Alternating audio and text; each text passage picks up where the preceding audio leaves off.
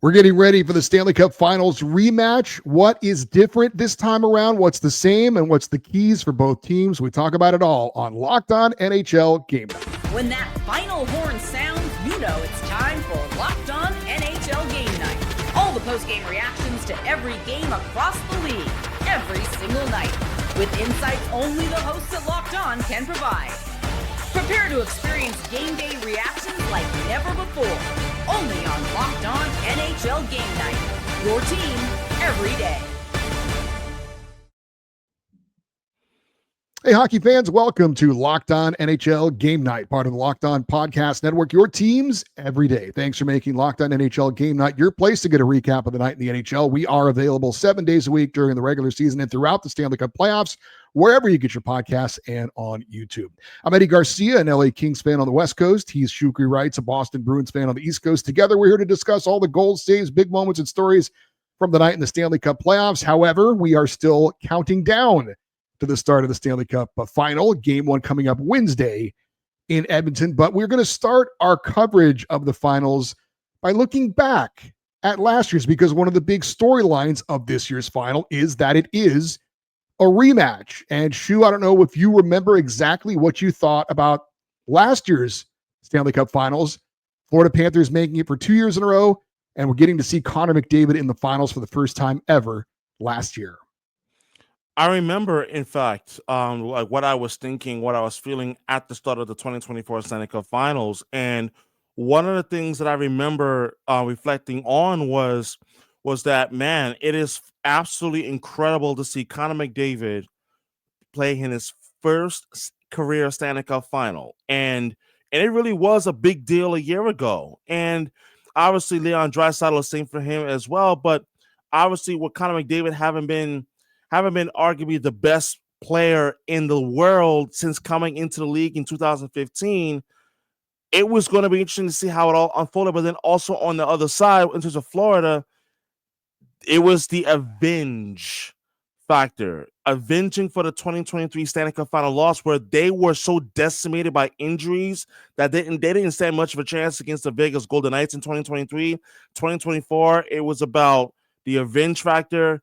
And those two teams colliding in 2024, it was one hell of a series, which included an all-time great game number 7. Well, in case you don't remember exactly how it went down, it was certainly an eventful series that started very well for the Florida Panthers, who had home ice advantage in this one. First 2 games in the Sunshine State. Game 1 goes to the Panthers 3-0. Sergei Bobrovsky, 32-save shutout. Carter Verhaeghe and Evan Rodriguez, a couple of guys who are still around, scored 2 of the goals for the Florida Panthers.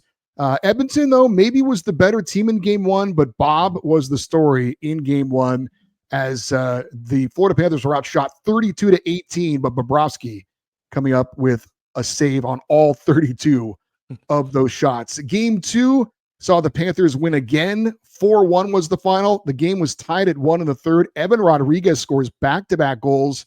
Bobrovsky only 18 saves in this one, and Florida takes the 2-0 series advantage as we head now to Edmonton. And you're thinking, okay, Florida's held serve at home, but the Oilers now, what are they going to do on their home ice? Well, they would lose a tough one by a score of 4-3. They were tied 1-1 in the third before Florida cranked out 3 goals to pull it away. Now, the Oilers would fight back with 2 goals in the third, but they could not get that tying goal. And Florida, that finds themselves up 3-0, looking for a sweep in game number 4. And Shu, I'm sure you thought what all of us thought at the time. The Panthers were out for revenge. They'd been here before, and the bright lights looked too bright for Edmonton at that point. Up until that point in game number 4, ahead of game number 4, I should say, the thing that I remember most about the first 3 games was that, well, number 1, Florida's defense was absolutely ruthless in games number 1 and 2. The defense and the goaltending of Sergei Bobrovsky was the top 2 storylines for me in terms of the Florida Panthers in games number 1 and game number 2. But as far as the Edmonton Oilers were concerned, in the first 2 games, the concern that I have was in those first two games is that they had absolutely no answer for Florida's own stymied defense and as well as its aggressive forward checking. They were not able to generate much offensively in games number 1 and 2 at Florida. Game number 3, they seemingly, were starting to show signs of cracking the code, so to speak, of that was Sergei Bobrovsky, who was an absolute wall up until that point in the Stanley Cup final. And listen, going into game 4, my thought process was at that time, can Sergei Bobrovsky close the deal? And then number 2, also, we saw the emergence of Carter Verhaeghe. We already knew that Matthew Tkachuk had already became a postseason star up until that point, but there was just that one missing piece. And they say in the NHL that the 4th game to win in the playoffs, in a playoff series, is the most difficult one to get. Little did we know what we were about to be on the train for in game number 4. Yeah, game 4, I think if you're the Oilers, it almost becomes not about the final. It's about not embarrassing yourselves. You get to this point, you want to validate that we're here because we earned it. Mm-hmm. Getting swept out of the final, that's a tough way to end your season. So they came out strong, and they absolutely crushed Florida in game 4. They got Florida in game 4, 8-1. Edmonton gets the win. They scored 3 goals in the first, 3 more in the second. Connor McDavid had a 4-point game with a goal and 3 assists. Dylan Holloway, now in St. Louis, had 2 goals, and Sergei Bobrovsky got pulled in the second period of this one. So, okay, you're thinking, all right, for Florida, they wanted to win it on home ice anyway. Not a big deal. So they go back home for game 5, but Edmonton gets the 5-3 victory. Crazy second period in this one. 5 goals scored in all, 3 for the Oilers, 2 for the Panthers. But Edmonton special teams the difference in game 5, 2 power play goals and a shorthanded goal. And then Connor McDavid ices it with the empty net goal. Now you go back to Edmonton with a chance to tie things up. The Oilers, with a little momentum now, having won 2 in a row, they make it 3 straight with a 5-1 win, jumped out early to a 3-0 lead, tacked on a couple of empty net goals, and Stuart Skinner had 20 saves in net. And that sets the scene for a winner-take-all Game 7. And now you're talking about possible historic comeback for the Oilers, only done 3 times in the history of the Stanley Cup playoffs, only once in the final. That was the 42 Detroit Red Wings. And if you look at the history of sports, never been done in the NBA, once in Major League Baseball, which has been around for over 100 years. So we're talking possibly historic collapse by Florida, possibly historic comeback for the Oilers, and it all comes down to a Game 7 thanks to 3 straight wins by Edmonton. Before I get to Game 7, the thing I remember about games number 4, 5, and 6 was that offensively, Edmonton had finally woke up. And then on top of that, in game number 4, the thing that I remember most, in watching the game, was that they finally cracked the code that Sergei Bobrovsky was. Because as I mentioned, he was an absolute wall for the Florida Panthers through the first 3 games of the series. When they cracked the code in game 4, winning that game 4, the Oilers did 8-1. I remember thinking, okay, at least maybe it just be a gentleman's sweep. We're going on to game 5, and then they brought that same hunger again. And then my thought process during that game became, if they win this game, now you can hear the entire hockey world say, like, what's happening here? Because Florida, who had looked dominant through the first 3 games, now they're starting to look a little vulnerable. And as the series shifted back to Edmonton for game number 6, I felt like Connor McDavid was already he was already finding his game. He was already confident. Connor Brown, who you may not have heard much about, became more and more of a factor as the series went on. Draisaitl became more of a factor. And as well as Zach Hyman. Zach Hyman was absolutely huge. Evan Bouchard was an important role during that 3-game stretch, especially in game 6. Watching game 6, I was just in awe. Like, are we watching what I think we're watching? And the answer at the time was yes. And I never forget, after game 6, I remember having this conversation with a buddy of mine. And in fact, I went and had a live interview on a different platform where I was asked a very blunt question. That question was, is this the biggest Game 7 in the history of the NHL? And I said, and as I answered it, it was a resounding yes. And it wasn't hyperbole because, folks, we will never see a bigger Game 7 like that ever again. Mark my words. Because of the circumstances, Florida was dominant through the first 3 games. Number 2, Edmonton finally woke up and found its game offensively. And then number 3, for a team to be up 3-0 in the Cup final and for that lead to now vanquish, as you mentioned, it's only happened once in the history of the league. The 1942 Detroit Red Wings against, if I'm not mistaken, I think it was the Toronto Maple Leafs in that series as well. That's only happened once. So with the eyes, without exaggeration, with the eyes of the entire hockey world, there was a combination of about a little over 9.6 million, I think almost 10 million between both the US and Canada watching to see, can Edmonton pull off the improbable? Because it truly was improbable. Versus Florida, can they finally fit in the final piece of what had been a magical 2023-2024 season? In Game 7, that was one hell of a game. It was. Game 7 lived up to the hype. Not as high scoring maybe, but certainly a lot of drama, a lot of importance on every goal scored. Mm-hmm. The two teams exchanged goals in the first period. Then Sam Reinhart's second period goal, the go-ahead goal to make it 2-1. And then the Panthers and Sergei Bobrovsky locked it down in the third. And that was the final 2-1.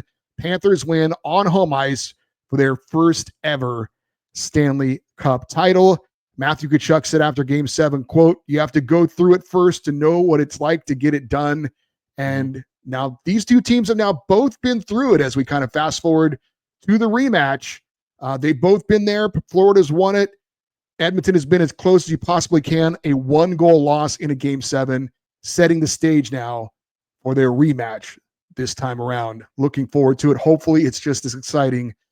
Probably not going to be as eventful, I wouldn't think, as far as one team winning 3, the next team winning 3, but I would not be surprised to see another 7 games as well. We're going to focus next on the Edmonton Oilers. What are their keys to get it done this time around? That's next on Locked On NHL Game Night. The NBA playoffs are in full swing, and every night delivers highlight-worthy performances, major momentum shifts, and can't-miss moments. Whether it's a game-winning shot or a breakout play, there's never been a better time to get in on the action. FanDuel makes it easy to stay in the game before tip-off and during the event with player props, performance trends, and same-game parlays. Fans have more ways than ever to play smart and win big. Which players are showing up in the biggest moments? How could tracking their trends help you build your next big bet? What would it look like to combine live prop bets mid-game based on how the action unfolds? If you've got a read on who's heating up, why not back it up with the same game parlay? How could a $200 bonus bet add to the excitement if your first $5 bet hits? New to FanDuel, it's the perfect time to sign up. Head to FanDuel.com and place your first $5 bet. If it wins, you get $200 in bonus bets. Make every moment more with FanDuel, the official sports betting partner of the NBA.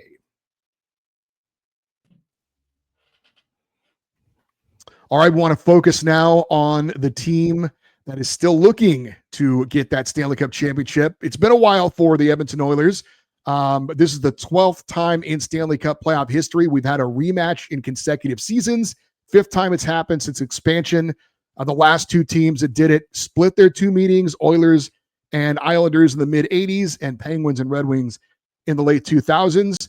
The Edmonton Oilers making their 9th appearance in franchise history in a Stanley Cup final. It's 7th all time, but the top 6 positions are held by original 6 franchises. So it's not really a fair comparison. Since expansion in 1967, the Oilers are in 3rd place in finals appearances, only behind the Bruins and the Canadiens. 2nd straight trip, obviously, for Edmonton. 4th time in franchise history they've gone back-to-back to the Stanley Cup final. How did they get here? They beat LA in 6, Vegas in 5, and Dallas in 5. And after they fell behind 2-0 to the Kings, their record is now 12-2 since those first 2 games of the Stanley Cup playoffs. They're 6-1 on home ice, and that is one of the big differences this time around. The Oilers have home ice this time. Last year, it was Florida with home ice advantage. As far as the lineup and the scoring, 19 different players have scored goals for Edmonton. Corey Perry and Leon Draisaitl lead him with 7 each. Connor McDavid, as you would expect, leading in points with 26. as far as the lineup changes this time around, Warren Fogle, Dylan Holloway, Philip Broberg, some of the names that are gone, some of the names that are now in for Edmonton, Jake Wallman and John Klingberg on the blue line, Trent Frederick, Victor Arvidsson, as well. Kasperi Kapanen also got put in late there in the Western Conference Finals and had a couple of big goals as well. But to me, this is about Connor McDavid. Conn Smythe Trophy winner last year in a losing effort, you might remember. He had 42 points in the playoffs last year. He's not quite that dynamic this time around, but he's still there. And I think this is a legacy game for Connor McDavid. We know he's one of the greats of his generation, if not the greatest, but he doesn't want to go down as being the greatest player ever to not win a Stanley Cup. And you don't know if and when he might get back here again. You can never take these opportunities for granted. And you know that Connor McDavid has a burning desire to avoid being in that kind of a conversation, right? He wants to cement his legacy with a championship. And he definitely wants to win the Conn Smythe again, but this time on the winning team, not the losing team. And I think that's such a great point, because I actually want to start off by talking about something that you just said, that you don't want to go down being among the all-time greats in the history of the NHL to not win the Stanley Cup. As you said that, there was one player that for me came to mind, someone who is actually very near and dear to my heart, and that is Ray Bourque. Ray Bourque, for me, growing up in the 90s, going into the very early 2000s, was in fact the best defenseman in the league during that time. And he was so great for so long that he did get to the Cup final twice in his career with the Boston Bruins in 1988 and 1990, only to lose to the Edmonton Oilers both years. And now, as his career wrapped up, we all remember, if you're an NHL fan, especially if you're old as we both are, and I say that respectfully, we all remember 2001, Game 7 in Denver between the Devils and the Avalanche. After 22 years, Ray Bourque, that legendary call by Gary Thorne, and what that moment meant, not to just him, but to the entire NHL world. So I say that to say that when you think about the all-time greats and how many chances do you get to win the Stanley Cup, I think, Eddie, you could not have put it any better than that. Because for Connor McDavid, this is the second straight year he's in a Cup final. And what's incredible about this is the fact that when you look at in the history of the league, especially in terms of rematches, there's two names that come to mind when it comes to avenging from the first time that they lost against the same opponent. There's two names that comes to mind: Wayne Gretzky and Sidney Crosby. Those two names come to mind. And obviously, because McDavid being an Edmonton Oiler, Wayne Gretzky is the first thing that comes to mind for Oiler fans, for sure. You think of 1980, 83. I talked about this yesterday with you. 83, losing to the Islanders. 84, beating the Islanders and ending the Islanders dynasty, early 80s dynasty. So for me, in terms of Connor McDavid, in conclusion, I have never seen a captain who has been more focused and very matter of fact. And I think that he is so driven and so focused on getting the team overall, not just one or two players, but everybody so laser focused on taking advantage and avenging for last year's loss, being this close to winning the cup, but only coming up a single goal short. And that's why I think this Oilers team is far and away better now than they were a year ago. You look at the goaltending, it is still the same tandem they had a year ago, Stuart Skinner and Calvin Pickard.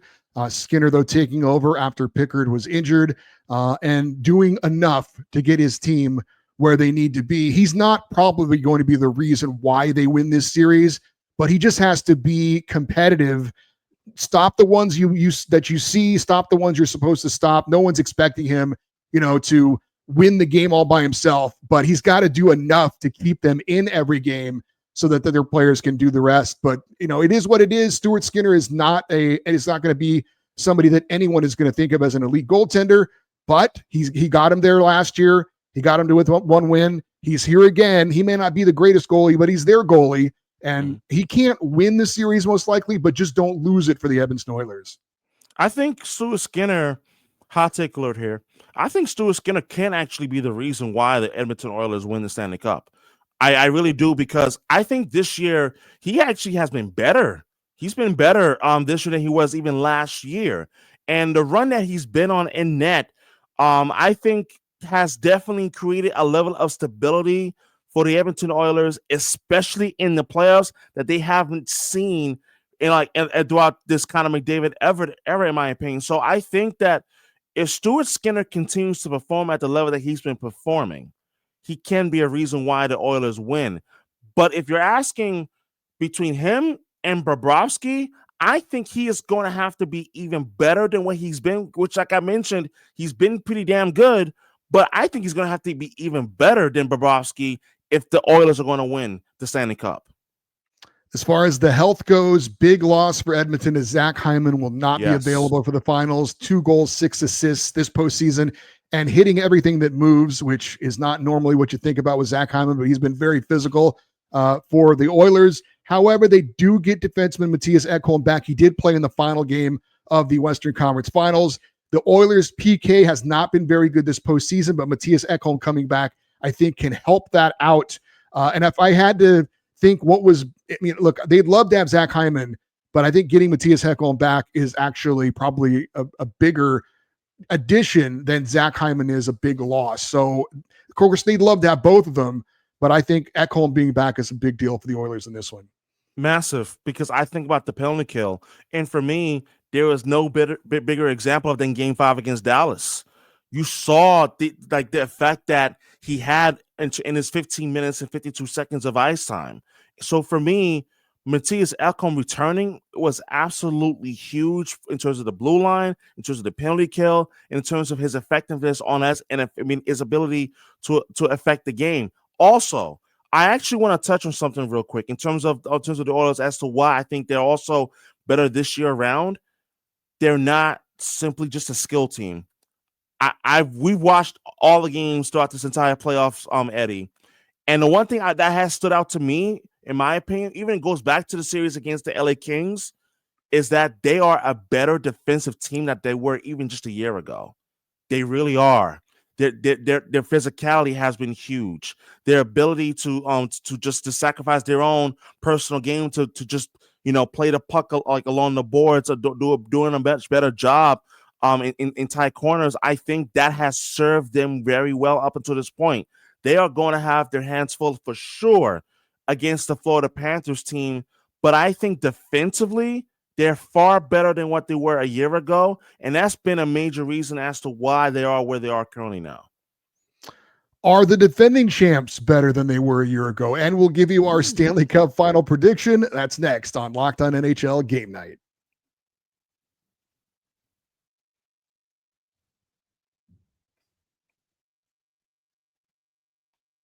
All right, the Florida Panthers are making their 4th appearance in the Stanley Cup Finals in their history. 3 times in a row they've been to the Stanley Cup Finals. The 9th team ever to do that. Last team was the Tampa Bay Lightning in 2020, 21, and 22. They won 2 of 3.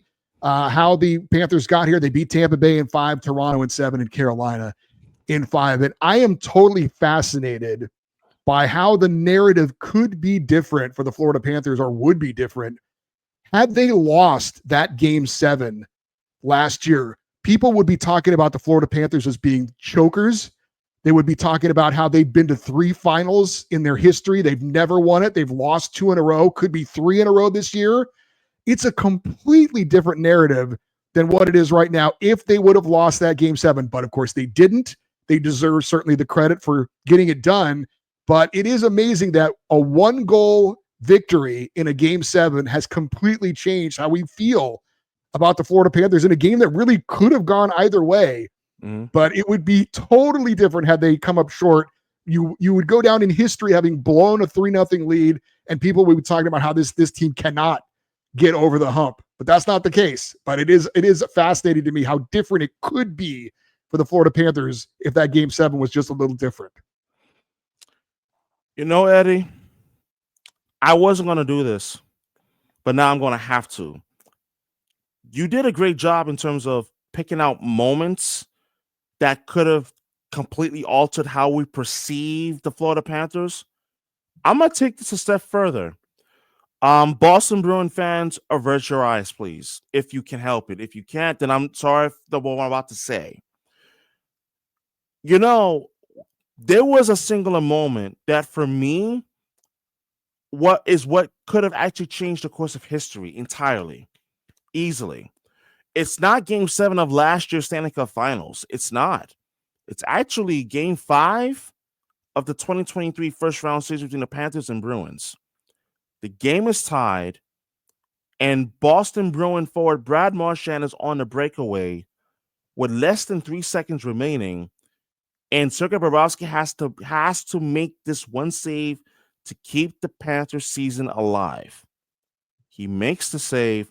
The game goes into OT. The Panthers win game 5 in overtime, and they come back from 3-1 down against the best regular season team in the history of the league to win that series and go into the Cup final, which started the current run right now. So what's amazing is that Marchand is now a Boston Bruin, and also in terms of if the Panthers had lost, I think only for the fact that, yes, they would have been labeled chokers if they lost game 7 against the Edmonton, as in terms of the biggest collapse in the history of the NHL in the Cup final. Yes. But I also do think that that moment 2 years ago could have altered history very differently because of the fact that we're talking about a potential dynasty. And I think that we have to, and I'm not just talking about us, but I'm talking in terms of the media, we have to now start talking about that we're potentially with this Panthers team if they win the Stanley Cup, like over the Edmonton Oilers, because that's where we're at. But you talk about a moment that could have altered everything. That moment was it. And I dare anyone out there to say otherwise. But that moment in game 5 in 2023 between the Panthers and Bruins, and with regulation winding down, that moment changed everything. And I have not been proven wrong so far. Panthers, like the Oilers, have 19 different players that have scored goals so far. 7 defensemen have scored for the Panthers. I think that's going to be a huge focal point in the series. Massive. Can Edmonton contain the offensive abilities of the Panthers defense? Sam Bennett leads the way with 10 goals. Alexander Barkov's the leading point producer with 17. As far as some new faces from a year ago, Brandon Montour, Vladimir Tarasenko, Oliver Ekman-Larsson, guys like that, Kyle Okposo gone. Brad Marchand, as you mentioned, Seth Jones, Nate Schmidt, they are now in. And I think when you talk about are the Florida Panthers better, certainly Brad Marchand and Seth Jones are the guys who are going to circle to say, yes, in fact, they are better than they were a year ago. They still have Sergei Bobrovsky in net. He continues to be the backbone of this team. I think had Connor McDavid not won the Conn Smythe, if you had to pick someone from the winning side, it probably was going to be Sergei Bobrovsky. I think there's no question he's the better goalie in this series. So you talk about Stuart Skinner having to outplay Bobrovsky. I would be very surprised if that happens. Not saying that it can't happen, but I think if you look at keys between both teams in net, it's got to be Florida with the advantage. Oh, no question. No ifs, ands, or buts about this. No disagreement with me on that. In terms of just Stuart Skinner or Bobrovsky, who would you rather have in this series? Bobrovsky, easily. But I want to go back to your point about whether the Panthers are better now than they were a year ago. I think the answer to that is yes, because they, as you mentioned, they did lose some pretty notable names, like Kyle Okposo, who won a cup and then retired shortly after. Vladimir Tarasenko won a cup with them, and then he left to go elsewhere. And for me, I just think about what they did, and I'm talking about Bill Zito, because Bill Zito deserves the flowers. For him to go out and acquire Brad Marchand literally at the buzzer, and you acquire Seth Jones before the trade deadline, and then also you add Nate Schmidt. My gosh, this team I think is actually even better because Brad Marchand has been the perfect fit for this team in terms of not just offensively being the perfect third line guy at this stage of his career, but then also Seth Jones. He looks like the Seth Jones that I remember from when he was with Columbus, where he was truly one of the best young defensemen in the league, and he's been that good for Florida, and as well as the contribution of Nate Schmidt as well. So I think Florida is certainly better this year. than they were a year ago when they won the cup. Yeah, I think both teams are actually better than they were a year ago. I think it's human nature to say the Oilers are hungrier. I think it's also fair to say that the Panthers know what it takes to win the cup because they've done it. The only thing that will surprise me about this series is if it is not competitive. I'm not necessarily saying it's going to go 7. If it doesn't go 6, look, I don't know who's going to win. I'm going to make a prediction. But the only thing that will surprise me is if it goes less than 6, that's the only thing that will surprise me. I will not be surprised if the Oilers win. I will not be surprised if the Panthers win. I think it's a toss-up just about, but that's the only thing that I would be surprised by. If this series somehow wasn't competitive and one team was able to roll over the other. For me, I'm expecting this series to go 7 games because I do believe, and I believe it in my core, that the way that Connor McDavid has looked, like with certain athletes, you can tell when they have a certain spark in their eye that permeates from the soul, that they are determined not to lose again. And frankly, I'd be very hard pressed to bet against that man in particular. Obviously, the Edmonton Oilers are much more than Connor McDavid, but a bet against Connor McDavid, I can't do it. So for me, like, I see the series going 7 games before I even give my official prediction. Well, I'm going to go Oilers in 7. I think home ice makes a difference again this year. I expect a great series. Won't be surprised to go either way, but as a Kings fan, I hate to say it, but I'm saying Oilers in 7. I actually have the Oilers on winning in 7 games for the mere fact that I think Florida's physicality will be a big test for the Edmonton Oilers early on. It certainly will. And I think that Connor McDavid is going to continue to be a big factor in these playoffs. But I do think the return of Matthias Ekholm is going to loom even larger in this series than it did when he returned, obviously, in Game 5 in the clinching game of the Western Conference Finals against Dallas. So for me, I think it's Oilers in 7. My official prediction for the 2025 Stanley Cup Finals. And this time, McDavid wins the Conn Smythe on the winning team. Yes, and that wouldn't be shocking, but that would be, talk about sweet revenge. That would be it for sure. I think it's going to be a hell of a series. I hope it's a hell of a series. I hope it is the same type of series that we saw a year ago. I don't think it's going to be quite dramatic with the win 3, lose 3, and then a game 7. But I do think it goes 7. I think it's going to be a really good series. Same. I'm Eddie Garcia. He's Shukri Wrights. Thank you for listening and watching Locked On NHL Game Night, part of the Locked On Podcast Network, your teams every day.